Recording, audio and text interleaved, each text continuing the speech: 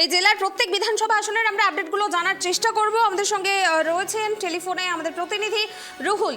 রুহুল, কি আপডেট রয়েছে? মালদা জেলায় 12টি আসন রয়েছে, এখনো পর্যন্ত এই 12টি আসনে সার্বিকভাবে কারা এগিয়ে রয়েছে?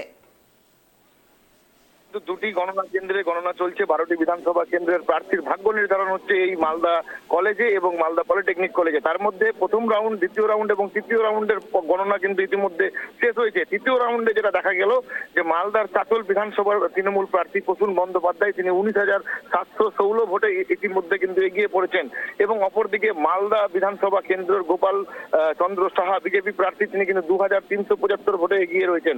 তার পাশাপাশি সুজাপুর কেন্দ্র যেখানে হেভি ওয়েট প্রার্থী সাবিনা ইয়াসমিন তিনি কিন্তু তৃণমূল প্রার্থী তিনি 11,227 ভোটে এগিয়ে রয়েছে এবং অপরদিকে দেখা যাচ্ছে মালদার যে রতুয়া বিধানসভা কেন্দ্র রয়েছে, যে বিধানসভা কেন্দ্রে তৃণমূল কংগ্রেসের একেবারে বৈশিষ্ট্য প্রার্থী সমর মুখোপাধ্যায়ের থেকে কিন্তু অভিষেক সিংহানিয়া। বেশ, ধন্যবাদ রুহুল, নজর রাখো। অর্থাৎ এখনো পর্যন্ত মালদা জেলায় যে গাজল আসন রয়েছে সেখানে কিন্তু বিজেপি এগিয়ে রয়েছে, বিজেপি প্রার্থী এগিয়ে রয়েছে এবং অন্যদিকে চাঁচলের দিকে যদি আমরা নজর রাখি সেখানে কিন্তু তৃণমূল কংগ্রেস এগিয়ে রয়েছে। তার পাশাপাশি হরিশ্চন্দ্রপুরে সেখানেও কিন্তু বিজেপি এগিয়ে রয়েছে। মালতীপুরে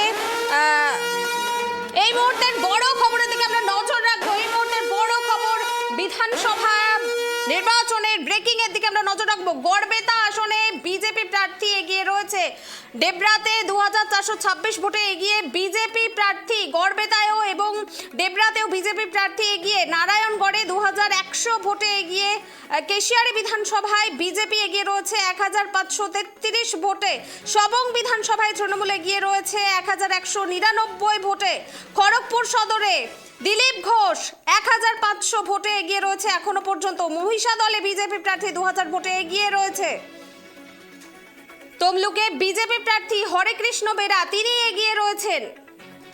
ময়না বিধানসভাতে অশোক দিন্দা বিজেপি প্রার্থী তিনি এগিয়ে রয়েছেন।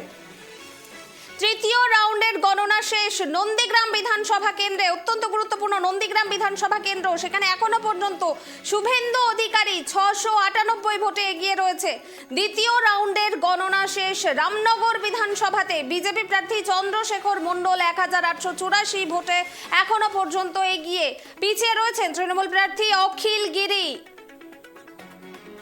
গড়বেতা আসনে বিজেপি প্রার্থী 1,501 ভোটে এগিয়ে রয়েছে। গড়বেতা ডেবরাতেও বিজেপি এগিয়ে রয়েছে, বিজেপি প্রার্থী 2,426 ভোটে এখনো পর্যন্ত এগিয়ে। নারায়ণগড়ে সেখানে এগিয়ে রয়েছেন রমাপ্রসাদ 2,100 ভোটে। কেশিয়ারি বিধানসভায় 1,533 ভোটে বিজেপি এগিয়ে রয়েছে। সবং বিধানসভায় তৃণমূল এগিয়ে রয়েছে 1,199 ভোটে।